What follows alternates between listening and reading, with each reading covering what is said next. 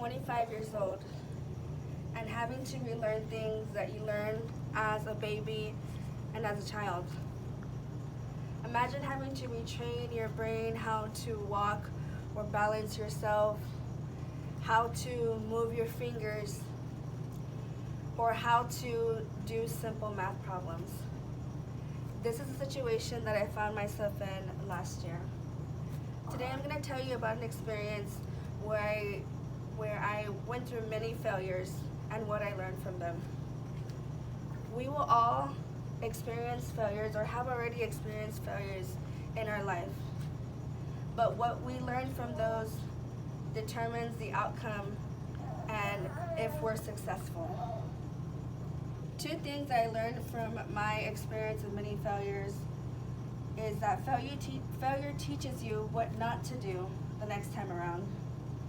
And secondly, you don't fail until you stop trying. Let me start by telling you about the traumatic experience that I had last year. On the morning of February 16, 2019, I woke up very confused. My world was entirely different. How I thought was not the same. I was stumbling and I knew something was wrong. I went to the emergency room and they sent me home saying that I was having side effects of the flu medication that I was on. 5 days later, because I was getting progressively worse, they discovered that I had had a stroke, which left the left side of my body severely weak. This led to a long road of recovery, which came with many, many failures. One of the deficits that I experienced was the inability to move my hand. My hand was closed shut, and I had to manually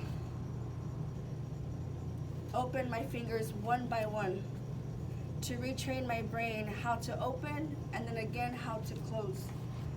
And in turn, once I learned that, I had to figure out how to pick things up, and this is where I struggled with the most. I had to relearn my gross motor skills as well as my fine motor skills. And so there was this one time where I was trying to pick up a pencil, and I would try and it wouldn't work. Then the next time I would try again and that wouldn't work.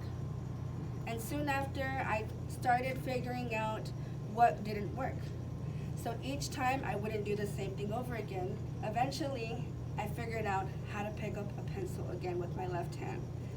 So this taught me that every time you try and you fail, it teaches you what not to do the next time.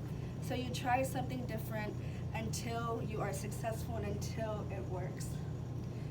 On a second occasion, I struggled with my speed of process.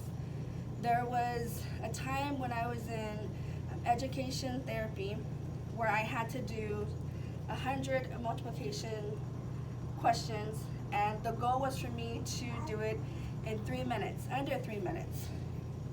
When I first did it, I was at 14 minutes. It took me 13 minutes to do 100 simple multiplication questions. Now my background, I've always been a very intelligent person. Math has always been my strong suit. So when I saw that it took me 14 minutes when it should have taken me 3, I felt like a complete failure. However, every week I had to redo that test, and every week the times went down. And you see, you don't stop failing. You don't fail until you stop trying. So every week I would try, and I would try, and I would keep trying. And eventually I got it down to under 3 minutes. It took me 7 months, but I succeeded what I wanted to. I accomplished the goal because I never stopped trying. As you can see today, I have regained almost all of what I had lost because of the stroke. Things are not 100%. Things are so much more difficult now than they used to be. But through my failures, I learned 2 things. And again, those 2 things are failure teaches you what not to do the next time around. And as long as you keep going and you don't stop trying, you have not failed. And so just remember these things when it comes to your failures. We all will have different experiences and we all will experience different failures, but just keep trying and you will succeed.